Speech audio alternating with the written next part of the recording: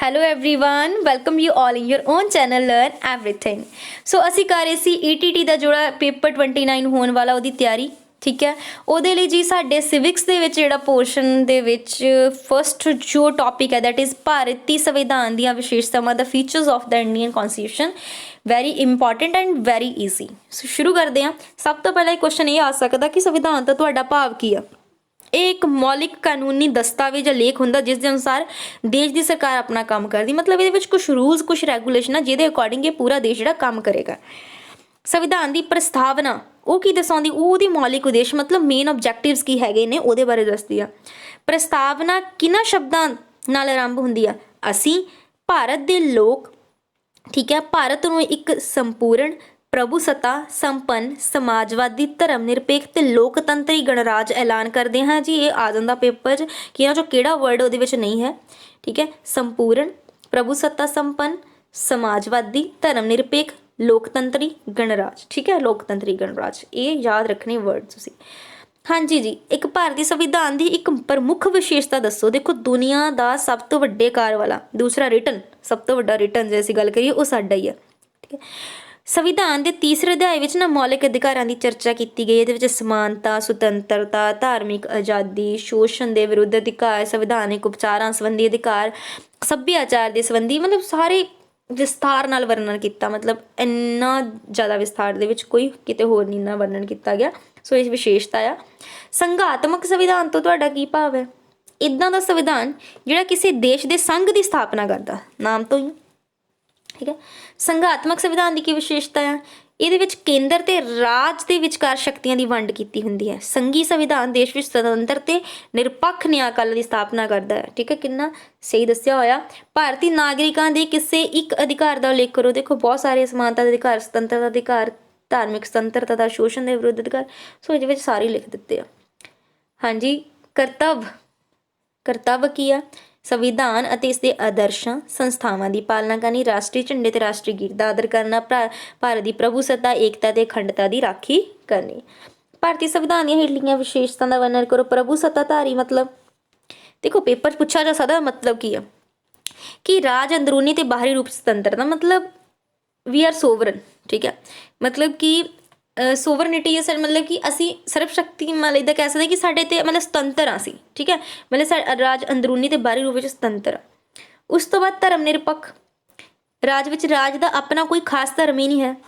ਮਤਲਬ ਇਹ ਹੈ ਨਾ, ਇਹਦੇ ਪੇਪਰ 'ਚ ਨਾ ਬਹੁਤ ਸਾਰੇ ਪੇਪਰਾਂ 'ਚ ਪੁੱਛਿਆ ਜਾਂਦਾ ਅਸੀਂ ਧਰਮ ਨਿਰਪੱਖ ਤੋਂ ਮਤਲਬ ਇਹ ਲਿਖ ਕੇ ਨਹੀਂ ਆਉਣਾ ਕਿ ਅਸੀਂ ਕੋਈ ਵੀ, ਹਾਂ ਠੀਕ ਹੈ ਜੀ ਅਸੀਂ ਕੋਈ ਵੀ ਧਰਮ ਅਪਣਾ ਸਕਦੇ, ਬਟ ਐਕਚੁਅਲੀ ਦਾ ਮਤਲਬ ਹੈ ਕਿ ਰਾਜ ਦਾ ਜਿਹੜਾ ਨਾ ਉਹ ਆਪਣਾ ਕੋਈ ਖਾਸ ਧਰਮ ਨਹੀਂ ਹੁੰਦਾ। ਠੀਕ ਹੈ, ਤੇ ਇਸ ਦੇ ਬੇਸ 'ਤੇ ਉਹ ਕਿਸੇ ਨਾਲ ਭੇਦਭਾਵ ਨਹੀਂ ਕਰ ਸਕਦੇ। ਠੀਕ ਹੈ, ਗਵਰਨਮੈਂਟ ਦਾ ਕੋਈ ਆਪਣਾ ਕੋਈ ਖਾਸ ਜਿਹੜਾ ਰਿਲੀਜਨ ਨਹੀਂ ਹੈਗਾ। ਸੋ ਮਤਲਬ ਇਹਦਾ ਮਤਲਬ ਇਹ ਹੈ, ਇਹ ਜਿਹੜਾ ਧਿਆਨ ਰੱਖਣਾ। ਸਮਾਜਵਾਦੀ ਇੱਕ ਨਾ ਇਹ 'ਚੋਂ ਕੁਐਸਚਨ ਬਣ ਸਕਦਾ MCQs ਦੇ ਵਿੱਚ। ਸਮਾਜਵਾਦੀ ਤੋਂ ਭਾਵ ਹੈ ਅਜਿਹੇ ਰਾਜ ਤੋਂ ਹੈ ਜਿਸ ਵਿੱਚ ਨਾਗਰਿਕਾਂ ਨੂੰ ਸਮਾਜਿਕ ਤੇ ਆਰਥਿਕ ਖੇਤਰਾਂ ਵਿੱਚ ਸਮਾਨਤਾ ਹਾਸਲ ਹੋਵੇ, ਉਹਨਾਂ ਸਮਾਜਿਕ ਤੇ ਆਰਥਿਕ ਦੋਨਾਂ ਵਿੱਚ। ਲੋਕਤੰਤਰੀ ਰਾਜ, ਭਾਰਤੀ ਸੰਵਿਧਾਨ ਦੇ ਅਨੁਸਾਰ ਭਾਰਤ ਇੱਕ ਲੋਕਤੰਤਰੀ ਰਾਜ ਹੈ। ਇਹਦਾ ਮਤਲਬ ਕੀ ਹੈ, ਸਾਰੇ ਨਾਗਰਿਕਾਂ ਨੂੰ ਇੱਕੋ ਜਿਹੇ ਅਧਿਕਾਰ ਪ੍ਰਾਪਤ ਆ ਸਾਰਿਆਂ ਨੂੰ। ਠੀਕ ਹੈ ਜੀ। ਗਣਤੰਤਰ, ਹੁਣ ਗਣਤੰਤਰ ਦਾ ਮਤਲਬ ਕੀ ਹੈ। ਗਣਰਾਜ, ਉਹਦਾ ਮਤਲਬ ਕੀ ਹੈ, ਰਾਜ ਦਾ ਮੁਖੀ ਨਿਰਧਾਰਿਤ ਸਮੇਂ ਲਈ ਅਪ੍ਰਤੱਖ ਰੂਪ ਵਿੱਚ ਚੁਣਿਆ ਗਿਆ ਰਾਸ਼ਟਰਪਤੀ ਹੋਵੇਗਾ। ਠੀਕ ਹੈ, ਇਹਦਾ ਮਤਲਬ ਇਹ ਆ। ਸੋ ਇਹ ਜਿਹੜਾ ਧਿਆਨ ਰੱਖਣਾ। ਇੱਕ ਪ੍ਰਭੂਸੱਤਾ ਮਤਲਬ ਅਸੀਂ ਸੁਤੰਤਰ ਦਾ ਜੀ, ਸਾਡੇ ਅੰਦਰੂਨੀ ਰੂਪ ਤੇ ਵੀ ਬਾਹਰੀ। ਧਰਮ ਨਿਰਪੱਖ ਰਾਜ ਮਤਲਬ ਰਾਜ ਸਰਕਾਰ ਦਾ ਆਪਣਾ ਕੋਈ ਧਰਮ ਨਹੀਂ ਹੈ। ਸਮਾਜਵਾਦੀ ਮਤਲਬ ਕਿ ਸਾਨੂੰ ਸਮਾਜਿਕ ਆਰਥਿਕ ਹਰ ਖੇਤਰ 'ਚ ਜਿਹੜੀ ਇਕੁਐਲਿਟੀ ਪ੍ਰਾਪਤ ਹੈਗੀ ਆ। ਲੋਕਤੰਤਰੀ ਰਾਜ ਮਤਲਬ ਨਾਗਰਿਕਾਂ ਨੂੰ ਇੱਕੋ ਜਿਹੇ ਅਧਿਕਾਰ। ਗਣਤੰਤਰ ਮਤਲਬ ਜਿਹੜਾ ਪੂਰੇ ਰਾਜ ਦਾ ਇੱਕ ਮੁਖੀ ਹੋਊਗਾ ਨਾ ਨਿਰਧਾਰਿਤ ਸਮੇਂ ਲਈ, ਉਹ ਅਪ੍ਰਤੱਖ ਰੂਪ 'ਚ ਅਸੀਂ ਚੁਣਨਾ। ਨੈਕਸਟ, ਅਪ੍ਰਤੱਖ ਮਤਲਬ ਵੋਟਿੰਗ ਕਰਕੇ ਅਸੀਂ ਨਹੀਂ, ਇੱਦਾਂ ਮਤਲਬ ਲੋਕਾਂ ਨੇ ਨਹੀਂ ਵੋਟਿੰਗ ਕਰਨੀ ਹੈਗੀ। ਉਹ ਅੱਗੇ ਜਿਹੜੇ ਅਸੀਂ MP MLAs ਵਗੈਰਾ ਚੂਜ਼ ਕਰਦੇ ਹਾਂ ਉਹ ਅੱਗੇ ਵੋਟਿੰਗ ਕਰਨਗੇ। ਨੈਕਸਟ ਹੈ ਜੀ ਕੁਐਸਚਨ, ਭਾਰਤੀ ਸੰਵਿਧਾਨ ਵੱਲੋਂ ਸੱਤਾ ਦੀ ਦੁਰਵਰਤਾ ਨੂੰ ਕਿਸ ਤਰ੍ਹਾਂ ਰੋਕਦਾ ਹੈ। ਦੇਖੋ, ਭਾਰਤੀ ਸੰਵਿਧਾਨ ਸਰਕਾਰ ਦੇ ਵੱਖ-ਵੱਖ ਅੰਗਾਂ ਦੀ ਸ਼ਕਤੀਆਂ ਦਾ ਸਪਸ਼ਟ ਵਰਣਨ ਕਰਕੇ, ਚੰਗੀ ਤਰ੍ਹਾਂ ਵਰਣਨ ਕਰਕੇ ਸਰਕਾਰ ਵੱਲ ਮਤਲਬ ਉਹ ਪੂਰੀ ਐਕਸਪਲੇਨੇਸ਼ਨ ਦਿੰਦਾ ਕਿ ਕਿੱਦਾਂ ਕੰਮ ਕਰਨੇ ਆ। ਸੋ ਮੇਨ ਜਿਹੜੇ ਕੁਐਸਚਨ ਹੁਣ ਸ਼ੁਰੂ ਹੋਣ ਲੱਗੇ ਆ। ਭਾਰਤੀ ਸੰਵਿਧਾਨ ਕਦੋਂ ਪਾਸ ਹੋਇਆ। 26 ਨਵੰਬਰ 1949 ਨੂੰ। ਪਰ ਲਾਗੂ ਕਦੋਂ ਹੋਇਆ। 26 ਜਨਵਰੀ 1950 ਨੂੰ। ਜਿਹੜਾ ਯਾਦ ਰੱਖਣਾ, ਪਾਸ ਜੀ ਹੋ ਗਿਆ ਸੀ 26 ਨਵੰਬਰ 1949 ਨੂੰ ਤੇ ਲਾਗੂ ਹੋਇਆ 26 ਜਨਵਰੀ 1950 ਨੂੰ। ਇਸ ਤਰਕ ਦੇ ਇੱਕ ਤਰਕ ਦੇ ਕੇ ਸਪਸ਼ਟ ਕਰੋ ਕਿ ਭਾਰਤ ਇੱਕ ਲੋਕਤੰਤਰੀ ਰਾਜ ਹੈ। ਦੇਖੋ, ਦੇਸ਼ ਦਾ ਸ਼ਾਸਨ ਲੋਕਾਂ ਵੱਲੋਂ ਚੁਣੇ ਗਏ ਪ੍ਰਤੀਨਿਧੀ ਕਰਦੇ ਆ, ਲੋਕ ਹੀ ਵੋਟਿੰਗ ਕਰਦੇ ਆ। ਸੋ ਇਸ ਕਰਕੇ ਲੋਕ ਨਾਮ ਤਾਂ ਲੋਕਤੰਤਰੀ, ਲੋਕਾਂ ਦਾ ਤੰਤਰ। ਸੋ ਭਾਰਤ ਇੱਕ ਧਰਮ ਨਿਰਪੱਖ ਰਾਜ ਕਿਸ ਤਰ੍ਹਾਂ ਹੈ ਕਿ ਭਾਰਤ ਦਾ ਕੋਈ ਰਾਜ ਧਰਮ ਹੀ ਨਹੀਂ ਹੈਗਾ, ਮਤਲਬ ਸਰਕਾਰ ਦਾ ਕੋਈ ਆਪਣਾ ਧਰਮ ਨਹੀਂ ਹੈ। ਇਹਦਾ ਮਤਲਬ ਇਹ ਆ ਸਮਾਜਵਾਦੀ, ਧਰਮ ਨਿਰਪੇਖ ਤੇ ਰਾਸ਼ਟਰ ਦੀ ਏਕਤਾ ਸ਼ਬਦ ਸੰਬੰਧੀ, ਇਹ ਬਹੁਤ ਇੰਪੋਰਟੈਂਟ ਹੈ ਜੀ ਕੁਐਸਚਨ। ਇਹ 3 ਵਰਡਸ ਜਿਹੜੇ ਇੱਕ ਸ਼ੋਧ ਦੌਰਾਨ ਜਿਹੜੇ ਜੋੜੇ ਗਏ ਆ ਪ੍ਰਸਤਾਵਨਾ ਵਿੱਚ, ਇਹ ਨਾ 42ਵੀਂ ਸੋਧ ਹੋਈ ਸੀ 1976 ਵਿੱਚ, ਉੱਥੋਂ ਜੋੜੇ ਗਏ।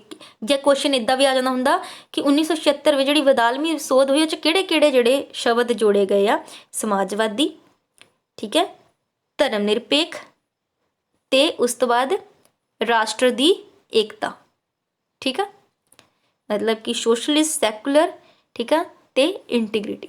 ਸੋ ਇਹ 3 ਵਰਡਸ ਜਿਹੜੇ ਆ ਉਹ ਇਹ 'ਚ ਐਡ ਕੀਤੇ ਗਏ, ਸਮਾਜਵਾਦੀ, ਧਰਮ ਨਿਰਪੇਖ ਤੇ ਰਾਸ਼ਟਰ ਦੀ ਏਕਤਾ। ਨੈਕਸਟ ਹੈ ਜੀ, ਸਮਾਜਵਾਦ ਤੋਂ ਤੁਹਾਡਾ ਕੀ ਭਾਵ ਹੈ? ਅਜਿਹੀ ਵਿਵਸਥਾ ਜਿਸ ਵਿੱਚ ਅਮੀਰ ਗਰੀਬ ਦਾ ਭੇਦਭਾਵ ਨਾ ਹੋਵੇ ਤੇ ਸਾਧਨਾਂ ਉੱਤੇ ਸਮਾਜ ਦਾ ਅਧਿਕਾਰ ਹੋਵੇ, ਠੀਕ ਹੈ, ਕੋਈ ਭੇਦਭਾਵ ਨਹੀਂ ਹੋਣਾ, ਮਤਲਬ ਕਿ ਇਕੁਅਲ ਅਧਿਕਾਰ ਹੈ ਜੀ ਸਾਰਿਆਂ ਦਾ। ਸੰਵਿਧਾਨ ਦੇ ਅਨੁਸਾਰ ਭਾਰਤ ਨੂੰ ਕਿਹੋ ਜਿਹਾ ਰਾਜ ਬਣਾਉਣ ਦਾ ਸੰਕਲਪ ਕੀਤਾ ਗਿਆ? ਤਾਂ ਦੱਸਿਆ ਪ੍ਰਭੂ ਸੱਤਾ ਸੰਪੰਨ, ਸਮਾਜਵਾਦੀ, ਧਰਮ ਨਿਰਪੇਖ, ਲੋਕਤੰਤਰੀ। ਉਹੀ ਜੋ ਇਹਦੇ ਨਾ ਪ੍ਰਸਤਾਵਨਾ, ਜੋ ਇਹਦੇ ਪ੍ਰੀਐਂਬਲ ਦੇ ਵਿੱਚ ਲਿਖਿਆ ਹੋਇਆ ਹੈ ਨਾ, ਉਹੀ ਚੱਲ ਰਿਹਾ। ਦੇਸ਼ ਦਾ ਅਸਲੀ ਪ੍ਰਧਾਨ ਕੌਣ ਹੁੰਦਾ ਜੀ? ਪ੍ਰਧਾਨ ਮੰਤਰੀ ਹੁੰਦਾ, ਰਾਸ਼ਟਰਪਤੀ, ਉਹਨੂੰ ਅਸੀਂ ਨੋਮੀਨੇਟਡ ਹੈਡ ਨਾਮ ਦਾ ਕਹਿੰਦੇ ਹਾਂ, ਬਟ ਜਿਹੜਾ ਅਸਲੀ ਲੈਂਦੇ ਉਹ ਪ੍ਰਧਾਨ ਮੰਤਰੀ ਹੀ ਲੈਂਦੇ ਆ। ਕੇਂਦਰੀ ਸਰਕਾਰ ਤੇ ਰਾਜ ਸਰਕਾਰ ਵਿੱਚੋਂ ਕੌਣ ਵਧੇਰੇ ਸ਼ਕਤੀਸ਼ਾਲੀ ਹੈ? ਕਿ ਓਬਵੀਅਸਲੀ ਕੇਂਦਰ, ਠੀਕ ਹੈ, ਸੈਂਟਰ ਦਾ ਰਾਜ ਚੱਲਦਾ। ਭਾਰਤੀ ਸੰਵਿਧਾਨ ਦੀ ਇੱਕ ਵਿਸ਼ੇਸ਼ਤਾ ਦੱਸੋ। ਲਿਖਤੀ ਤੇ ਵਿਸਥਾਰਪੂਰਵਕ, ਸਭ ਤੋਂ ਵੱਡਾ ਰਿਟਨ ਸਾਡੇ ਕੋਲ ਹੀ ਇੰਨਾ ਵਿਸਥਾਰਪੂਰਵਕ ਲਿਖਿਆ ਗਿਆ, ਬਹੁਤ ਜ਼ਿਆਦਾ। ਭਾਰਤੀ ਸੰਵਿਧਾਨ ਨੇ ਨਾਗਰਿਕਾਂ ਨੂੰ ਜਿਹੜੇ ਅਧਿਕਾਰ ਦਿੱਤੇ ਆ ਉਹਨਾਂ ਨੂੰ ਕਾਨੂੰਨੀ ਭਾਸ਼ਾ ਵਿੱਚ ਕੀ ਆਖਦੇ ਹਨ? ਮੌਲਿਕ ਅਧਿਕਾਰ, ਠੀਕ ਹੈ, ਮੌਲਿਕ ਅਧਿਕਾਰ। ਸੰਵਿਧਾਨ ਵਿੱਚ ਕਿੰਨੇ ਤਰ੍ਹਾਂ ਦੇ ਮੌਲਿਕ ਅਧਿਕਾਰਾਂ ਦਾ ਪ੍ਰਬੰਧਨ ਹੈ? 6, ਠੀਕ ਹੈ, 6 ਤਰ੍ਹਾਂ ਦੇ। ਨੈਕਸਟ ਹੈ ਜੀ, ਭਾਰਤੀ ਸੰਵਿਧਾਨ ਦੇ ਨਾਗਰਿਕਾਂ ਨੂੰ ਕਿਹੜੇ ਅਜਿਹੇ ਅਧਿਕਾਰ ਦਿੱਤੇ ਗਏ ਹਨ ਜਿਨ੍ਹਾਂ ਨੂੰ ਉਹ ਕਾਨੂੰਨੀ ਭਾਸ਼ਾ ਕਰ ਲਿਆ ਆਪਾਂ 6 ਹੈਗੇ। ਹਾਂਜੀ, ਸਮਾਨਤਾ ਦੇ ਅਧਿਕਾਰ ਵਿੱਚ ਵਰਣਨ, ਸਮਾਨਤਾ ਦੇ ਅਧਿਕਾਰ ਵਿੱਚ ਵਰਣਨ ਕਿਸੇ ਇੱਕ ਗੱਲ ਦਾ ਉਲੇਖ ਕਰੋ। ਜਾਤ, ਲਿੰਗ, ਜਨਮ ਸਥਾਨ, ਵਰਗ ਆਦਿ ਦੇ ਆਧਾਰ ਤੇ, ਮਤਲਬ ਕੋਈ ਵਿਤਕਰਾ ਨਹੀਂ ਕੀਤਾ ਜਾਊਗਾ, ਇਹ ਲਿਖ ਲਓ। ਰਾਜ ਦੀ ਨੀਤੀ ਦੇ ਨਿਰਦੇਸ਼ਕ ਸਿਧਾਂਤਾਂ ਤੋਂ ਕੀ ਭਾਵ ਹੈ? ਨਿਰਦੇਸ਼ਕ ਸਿਧਾਂਤਾਂ ਤੋਂ ਭਾਵ ਹੈ ਸਰਕਾਰ ਨੂੰ ਮਿਲੇ ਆਦੇਸ਼ ਤੋਂ ਹੈ, ਠੀਕ ਹੈ। ਅੱਗੇ ਜੀ, ਸੰਵਿਧਾਨ ਵਿੱਚ ਵਰਣਿਤ ਬੱਚਿਆਂ ਦੀ ਸਿੱਖਿਆ ਸੰਬੰਧੀ, ਇਹ ਬਹੁਤ ਇੰਪੋਰਟੈਂਟ ਆ। ਇਹਦੇ ਵਿੱਚ ਕਿ 14 ਸਾਲ ਤੋਂ ਜਿਹੜੇ ਘੱਟ ਉਮਰ ਦੇ ਬੱਚਿਆਂ ਨੂੰ ਮੁਫਤ ਤੇ ਲਾਜ਼ਮੀ, ਠੀਕ ਹੈ, right of free and compulsory education 14 ਸਾਲ ਤੋਂ ਘੱਟ ਲਈ।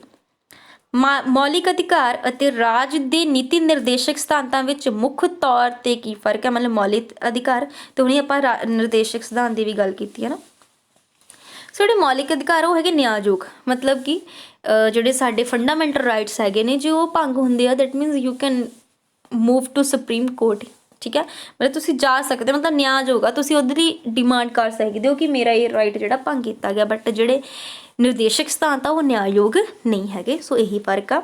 ਭਾਰਤੀ ਸੰਵਿਧਾਨ ਵਿੱਚ ਮੌਲਿਕ ਕਰਤੱਵਾਂ ਦਾ ਵਰਣਨ ਕਿਉਂ ਕੀਤਾ ਗਿਆ ਹੈ? ਕਰਤੱਵਾਂ ਤੋਂ ਬਿਨਾਂ ਅਧਿਕਾਰ ਕੀ ਹੁੰਦੇ ਆ ਜੀ? ਅਧੂਰੇ ਹੁੰਦੇ ਆ। ਜੇ ਮੈਂ ਅਧਿਕਾਰ ਦੀ ਡਿਮਾਂਡ ਕਰੀ ਜਾਵਾਂ, ਆਪਣੀਆਂ ਡਿਊਟੀਜ਼, ਮਤਲਬ ਆਪਣੀਆਂ ਡਿਊਟੀਜ਼ ਵੀ ਨਿਭਾਉਣੀਆਂ ਹੈਗੀਆਂ, ਦੈਨ ਤੁਹਾਡੇ ਜਿਹੜੇ ਫਰਜ਼ ਆ ਨਿਭਾਓ, ਫਿਰ ਤੁਸੀਂ ਆਪਣੇ ਅਧਿਕਾਰਾਂ ਦੀ ਵੀ ਗੱਲ ਕਰੋ। ਮਤਲਬ ਕਰਤੱਵ ਤੋਂ ਬਿਨਾਂ ਤਾਂ ਅਧਿਕਾਰ ਵੀ ਤੁਹਾਡੇ ਕੀ ਆ ਜੀ? ਅਧੂਰੇ। ਇਸ ਲਈ ਕਰਤੱਵਾਂ ਦਾ ਵੀ ਵਰਣਨ ਕੀਤਾ ਗਿਆ ਹੈ, ਫੰਡਾਮੈਂਟਲ ਡਿਊਟੀਜ਼ ਦਾ ਵੀ। ਭਾਰਤੀ ਸੰਵਿਧਾਨ ਵਿੱਚ ਦਰਜ ਕੀਤੇ ਕਿਸੇ ਇੱਕ ਮੌਲਿਕ ਅਧਿਕਾਰ ਦਾ ਵਰਣਨ ਕਰੋ, ਠੀਕ ਹੈ। ਸੋ ਬਹੁਤ ਸਾਰੇ ਹੈਗੇ ਆ, ਜਿੱਦਾਂ ਧਾਰਮਿਕ ਸੁਤੰਤਰਤਾ ਅਧਿਕਾਰ ਦੇ ਅਨੁਸਾਰ ਭਾਰਤ ਦੇ ਨਾਗਰਿਕ ਆਪਣੀ ਮਰਜ਼ੀ ਨਾਲ ਕਿਸੇ ਵੀ ਧਰਮ ਨੂੰ ਅਪਣਾ ਸਕਦੇ ਹਨ। ਵਿਸ਼ਵ ਦਾ ਸਭ ਤੋਂ ਵੱਡਾ ਤੇ ਵਿਸ਼ਾਲ ਆਕਾਰ ਸੰਵਿਧਾਨ ਸਾਡਾ ਹੀ ਆ। ਭਾਰਤੀ ਸੰਵਿਧਾਨ ਵਿੱਚ ਕਿੰਨੇ ਅਨੁਛੇਦ ਆ? 395 ਅਨੁਸੂਚੀਆਂ। 9 ਭਾਰਤ ਨੇ ਕਿਸ ਕਿਸਮ ਦੀ ਨਾਗਰਿਕਤਾ ਨੂੰ ਅਪਣਾਇਆ ਹੈ? ਭਾਰਤ ਵਿੱਚ ਇਕਹਿਰੀ ਨਾਗਰਿਕਤਾ ਨੂੰ ਅਪਣਾਇਆ ਗਿਆ ਹੈ, ਠੀਕ ਹੈ। ਆਈ ਥਿੰਕ ਇਹਨੂੰ ਚੇਂਜ ਕਰ ਲਿਓ। ਆਈ ਥਿੰਕ ਹੁਣ ਸਾਡੇ ਕੋਲ 12 ਸ਼ਡਿਊਲ ਆ, ਠੀਕ ਹੈ, 12 ਸੂਚੀਆਂ ਆ। ਇਹਨੂੰ ਕਲੀਅਰ ਕਰ ਲਿਓ ਇੱਕ ਵਾਰੀ। ਰਾਜਪਾਲ ਦੀ ਨਿਯੁਕਤੀ ਕੌਣ ਕਰਦਾ ਹੈ? ਰਾਸ਼ਟਰਪਤੀ ਕਰਦਾ ਹੈ, ਠੀਕ ਹੈ। ਸਾਡੇ ਨਾਗਰਿਕਤਾ ਇਕਹਿਰੀ ਆ। ਇਕਹਿਰੀ ਮਤਲਬ ਕਿ ਸਿੰਗਲ ਸਿਟੀਜ਼ਨਸ਼ਿਪ ਆ। ਮਤਲਬ ਜੇ ਤੁਹਾਨੂੰ ਕਿਸੇ ਹੋਰ ਕੰਟਰੀ ਦੀ ਸਿਟੀਜ਼ਨਸ਼ਿਪ ਮਿਲ ਜਾਂਦੀ ਹੈ ਤਾਂ ਆਟੋਮੈਟਿਕਲੀ ਇੰਡੀਆ ਦੀ ਕੈਂਸਲ ਹੋ ਜਾਏਗੀ। ਰਾਜਪਾਲ ਗਵਰਨਰ ਦੀ ਨਿਯੁਕਤੀ ਰਾਸ਼ਟਰਪਤੀ ਪ੍ਰੈਜ਼ੀਡੈਂਟ ਕਰਦਾ ਹੈ।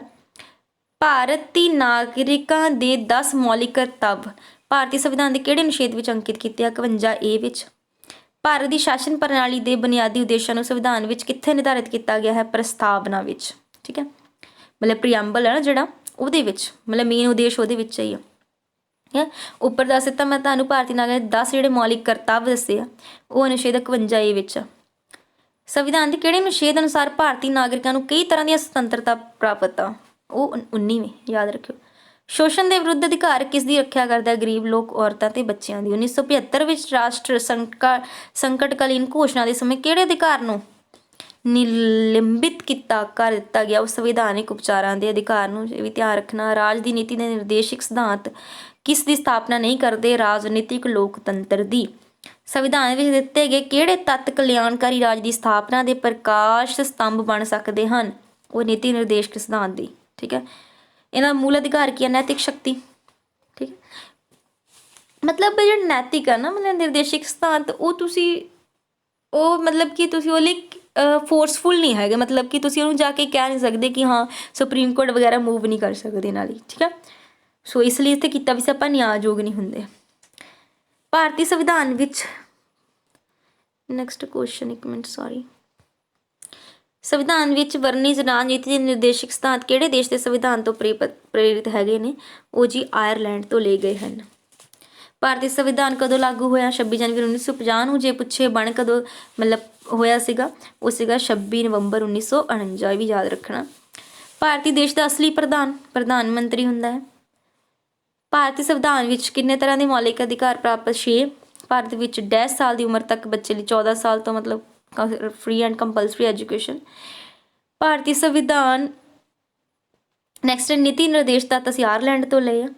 ਰਾਜ ਦੇ ਰਾਜਪਾਲ ਦੀ ਨਿਯੁਕਤੀ ਰਾਸ਼ਟਰਪਤੀ ਕਰਦਾ ਹੈ। ਅਨੁਸੂਚੀਆਂ ਮੈਂ ਤੁਹਾਨੂੰ ਕਿਹਾ ਇੱਕ ਵਿੱਚ ਚੈੱਕ ਕਰ ਲਿਓ, ਸ਼ਾਇਦ 12 ਹੈਗੀਆਂ ਨੇ। ਭਾਰਤੀ ਸੰਵਿਧਾਨ ਵਿੱਚ ਡੈਸ਼ ਅਨੁਛੇਦ ਹਨ? 395 ਆਰਟੀਕਲਸ ਦੀ ਗੱਲ ਕੀਤੀ ਹੈ। ਸੰਸਾਰ ਵਿੱਚ ਸਭ ਤੋਂ ਵੱਡਾ ਤੇ ਵਿਸਿਤ ਸੰਵਿਧਾਨ ਭਾਰਤ ਦਾ ਹੀ ਹੈ। ਭਾਰਤੀ ਸੰਵਿਧਾਨ ਦੇ ਮੁੱਢਲੀ ਉਦੇਸ਼ਾਂ ਨੂੰ ਸੰਵਿਧਾਨ ਦੀ ਡੈਸ਼ ਵਿੱਚ ਨਿਰਧਾਰਿਤ ਕੀਤਾ ਗਿਆ? ਪ੍ਰਸਤਾਵਨਾ ਵਿੱਚ। ਉਹੀ ਕੁਐਸਚਨ ਰਿਪੀਟ ਹੋ ਗਏ ਹੈ ਜੀ। ਸੰਵਿਧਾਨ ਦੇ ਕਿਸ ਅਨੁਛੇਦ ਦੇ ਅਨੁਸਾਰ ਭਾਰਤੀ ਨਾਗਰਿਕਾਂ ਨੂੰ ਕਈ ਤਰ੍ਹਾਂ ਦੀਆਂ ਸੁਤੰਤਰਤਾ ਪ੍ਰਾਪਤ ਹਨ? 19ਵੇਂ। ਮੌਲਿਕ ਅਧਿਕਾਰਾਂ ਦੇ ਉੱਪਰ ਹੇਠ ਲਿਖੀ ਸ਼ਕਤੀ ਕੰਮ ਕਰਦੀ ਹੈ? ਮੌਲਿਕ ਅਧਿਕਾਰਾਂ ਦੇ ਉੱਪਰ ਕਾਨੂੰਨੀ। ਠੀਕ ਹੈ, ਤੁਹਾਨੂੰ ਪਤਾ ਨਿਆਂਯੋਗ ਆ। ਪਰ ਨੀਤੀ ਨਿਰਦੇਸ਼ ਜਿਹੜੇ ਆ ਉਹ ਨੈਤਿਕ ਸ਼ਕਤੀ ਆ ਤੁਹਾਡੀ। ਭਾਰਤੀ ਨਾਗਰਿਕਾਂ ਨੂੰ ਕਿਹੜਾ ਮੌਲਿਕ ਅਧਿਕਾਰ ਪ੍ਰਾਪਤ ਨੇ? ਸੁਤੰਤਰਤਾ ਦਾ ਪ੍ਰਾਪਤ ਹੈ, ਸਮਾਨਤਾ ਦਾ ਪ੍ਰਾਪਤ ਹੈ, ਸੰਵਿਧਾਨਿਕ ਉਪਚਾਰਾਂ ਦਾ, ਸੰਮਤੀ ਦਾ ਨਹੀਂ। ਠੀਕ ਹੈ, ਇਹ ਹੁਣ ਇੱਕ ਲੀਗਲ ਰਾਈਟ ਬਣ ਕੇ ਰਹਿ ਗਿਆ। ਪਹਿਲਾਂ ਹੁੰਦਾ ਸੀ, ਹੁਣ ਇਹਨੂੰ ਲੀਗਲ ਰਾਈਟ ਦੇ ਵਿੱਚ ਰੱਖਿਆ, ਨਾਟ ਅ ਫੰਡਾਮੈਂਟਲ ਰਾਈਟ। ਹੇਠ ਲਿਖਿਆਂ ਵਿੱਚੋਂ ਕਿਹੜਾ ਭਾਰਤੀ ਨਾਗਰਿਕਾਂ ਦਾ ਮੌਲਿਕ ਕਰਤੱਵ ਹੈ? ਆ ਸਾਰੇ ਸਾਡੇ ਮੌਲਿਕ ਕਰਤੱਵ, ਰਾਸ਼ਟਰੀ ਝੰਡੇ ਦਾ ਸਨਮਾਨ ਕਰਨਾ, ਗੀਤ ਦਾ ਸਨਮਾਨ ਕਰਨਾ, ਸੰਵਿਧਾਨ ਦੀ ਪਾਲਣਾ ਕਰਨਾ, ਇਹ ਸਾਰੇ। ਠੀਕ ਹੈ, ਰਾਜਪਾਲ ਦੀ ਨਿਯੁਕਤੀ ਕੌਣ ਕਰਦਾ? ਰਾਸ਼ਟਰਪਤੀ। ਦੇਸ਼ ਦਾ ਵਾਸਤਵਿਕ ਪ੍ਰਧਾਨ ਕੌਣ ਹੁੰਦਾ? ਪ੍ਰਧਾਨ ਮੰਤਰੀ। ਗਣਤੰਤਰ ਮਤਲਬ ਕਿ ਰਾਜ ਦਾ ਚੁਣਿਆ ਹੋਇਆ ਪ੍ਰਧਾਨ। ਸਮਾਜਵਾਦੀ ਰਾਜ। ਆਰਥਿਕ ਸਮਾਨਤਾ। ਕਲੀਅਰ ਹੈ ਜੀ। ਮੋਸਟ ਆਫ ਦੀ ਕੁਐਸਚਨ ਮੈਂ ਤੁਹਾਡੇ ਇੱਥੇ ਕਲੀਅਰ ਕਰਨ ਦੀ ਕੋਸ਼ਿਸ਼ ਕੀਤੀ ਆ। ਬਹੁਤ ਈਜ਼ੀ ਚੈਪਟਰ ਹੈਗਾ ਹੈ। ਠੀਕ ਹੈ, ਬਾਕੀ ਵੀ ਹੌਲੀ ਹੌਲੀ ਆਪਾਂ ਸਾਰੇ ਚੈਪਟਰ ਜਲਦੀ ਕਰ ਲੈਣੇ ਆ। ਜੇ ਵੀਡੀਓ ਪਸੰਦ ਆਈ ਮੈਨੂੰ ਲਾਈਕ ਐਂਡ ਕਮੈਂਟ ਕਰਕੇ ਦੱਸ ਦਿਆ ਕਰੋ। Thanks for watching the